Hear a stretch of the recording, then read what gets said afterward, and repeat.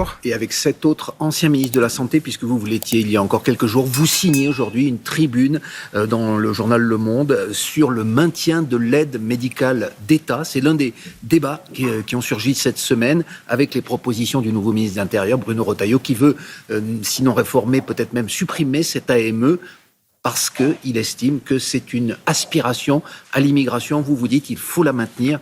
Pour quelle raison ?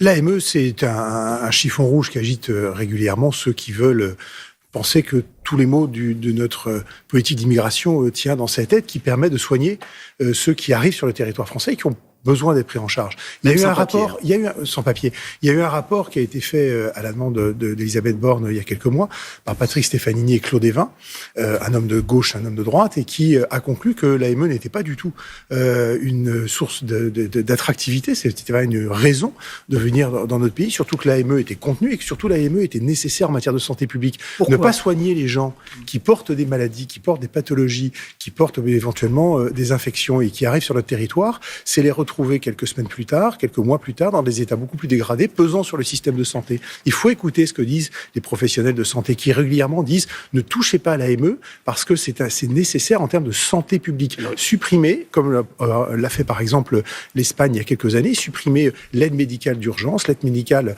d'État, c'est-à-dire effectivement cette assistance médicale immédiate dès l'arrivée sur le territoire, c'est effectivement faire face à des problèmes de santé publique réels, et l'Espagne a vu peser sur ces urgences hospitalières fortement, effectivement. Donc ce n'est pas une bonne, c'est pas une bonne réponse mesure à l'immigration. C'est facile parce qu'on a l'impression qu'une aide qui coûte 1 milliard d'euros, c'est effectivement une somme importante qui concerne à peu près 450 000, 460 000 personnes.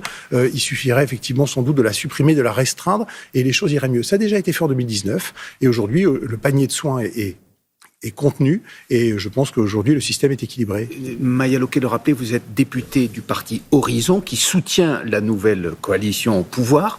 Est-ce que vous admettez néanmoins qu'il faut aujourd'hui un durcissement de la politique migratoire, même si on ne touche pas à l'AME, tel qu'il a été énoncé par Bruno Retailleau ? Il faut la mise en œuvre des outils qui ont été créés par la loi immigration de l'année dernière. Il faut être peut-être plus efficace dans les reconduites aux frontières et dans l'exécution des décisions d'expulsion. Mais aujourd'hui, on a tous les outils et il ne s'agit pas d'aller chercher à faire porter le sujet de la pression de la politique migratoire sur tel ou tel type de personnes immigrées, mais il s'agit simplement d'être efficace. Et je rappelle que l'AME, pour revenir à l'AME, c'est un dispositif du ministre de la Santé, du ministère de la Santé. Ça n'est pas une prérogative du ministère de l'Intérieur, sauf à ce que M. Barnier, dans la rédaction, qui déjà, je veux dire, il a, en tant que ministre de l'Intérieur, beaucoup de travail à faire, qu'il laisse et faire les soignants et le ministère de la Santé sur ce dispositif. Quand vous voyez les premiers pas de ce gouvernement Barnier, qui n'a donc même pas une semaine et qui a déjà connu des couacs et même des recadrages et même un coup de téléphone passé par Michel Barnier à Marine Le Pen, vous vous dites quoi ? Vous êtes finalement pas mécontent d'avoir quitté le navire ? Que Michel Barnier essaye de tenir ce gouvernement et de faire en sorte que cette quarantaine de ministres qui, pour certains, ne se connaissaient pas, doivent maintenant travailler ensemble. Ça peut choquer, c'est pas choquant en soi. Mais c'est vrai que c'est un gouvernement qui doit, au contraire, chercher à fédérer et qui doit chercher l'apaisement. Et ça vous ne sentez pas ça pour l'instant ? On voit quelques ministres, vous avez cité M. Retailleau, qui vont tout de suite, effectivement, chercher à cranter des débats, à poser des débats qui peuvent tendre là où, effectivement, on doit chercher le consensus et des voies de passage qui permettent de rassembler. Je rappelle que c'est un gouvernement qui est assis sur une majorité qui est relative à l'Assemblée nationale. Et ce coup de téléphone de monsieur le Premier ministre Michel Barnier à Marine Le Pen, est-ce qu'il vous a choqué comme il a choqué certaines voix de l'ex-majorité ? Je ne sais pas. Madame Le Pen est présidente d'un groupe important, si c'était le plus important, à l'Assemblée nationale. Elle n'est pas... elle est inévitablement dans le jeu parlementaire. Et il fallait lui téléphoner, c'est la question. Je ne sais pas si... en tout cas, il y a des contacts réguliers avec l'ensemble des chefs de parti et des chefs de groupe. Votre leader, Édouard Philippe, avait dîné avec elle il y a quelques mois. C'est une révélation qui avait suscité quelques remous. pour vous, elle fait partie de l'arc républicain, Marine Le Pen? Non, elle ne fait pas partie de l'arc républicain, mais elle fait partie du paysage parlementaire. Et le Rassemblement national est dans le paysage parlementaire. J'ai combattu le Rassemblement national dans ma circonscription. Précisément. Et je suis dans une formation qui combat le Rassemblement national. Avec un candidat de gauche qui s'était désisté en votre faveur, donc vous ne comprenez ce qu'a dit Antoine Armand en disant qu'effectivement, il n'y a pas de raison de parler avec des gens qu'on a cherché à abattre il y a quelques mois. Mais pour autant, ils sont à l'Assemblée nationale, et à partir du moment où effectivement on discute avec l'ensemble des chefs de parti, je ne vois pas pourquoi on exclurait le Rassemblement national.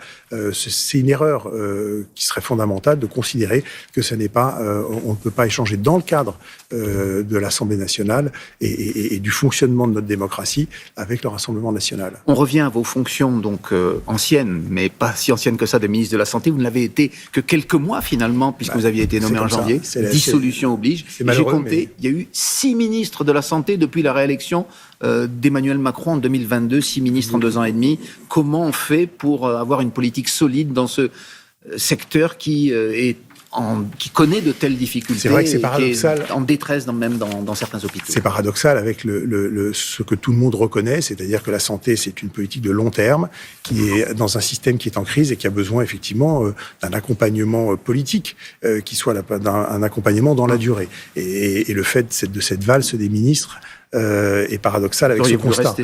J'aurais pu rester. Je sais pas, c'est pas à moi de décider, mais en tous les cas, c'est vrai qu'on voit que lorsqu'on veut réformer l'hôpital, lorsqu'on veut réformer le financement de l'hôpital, lorsqu'on veut faire prendre de nouvelles habitudes de travail entre la médecine hospitalière et la médecine de ville, bref, des chantiers de fond, quand on veut s'attaquer au sujet de la crise de la santé mentale, eh bien, ça nécessite plusieurs années et on ne traite pas ces questions-là en quelques jours, en quelques semaines. Donc, effectivement, c'est regrettable d'avoir des coups de barre, effectivement, à chaque fois dans le pilotage. Celle qui vous a succédé, Geneviève Darrieussecq. C'est une femme très bien, que je connais bien. Elle dit néanmoins, ou plutôt qu'on ne pourra pas faire de miracle. Rémi Salomon, le président de la conférence des commissions médicales, lui, a précisé qu'il y aurait 2 milliards de déficit, un record, dans les hôpitaux publics à la fin de cette année. Comment on se relève d'un tel bilan ? C'est vrai que la situation financière, elle est tendue dans les hôpitaux. Ça veut dire il y a besoin de réforme de structure. Il y a besoin effectivement de mieux faire travailler l'hôpital avec son environnement et donc avec la médecine libérale.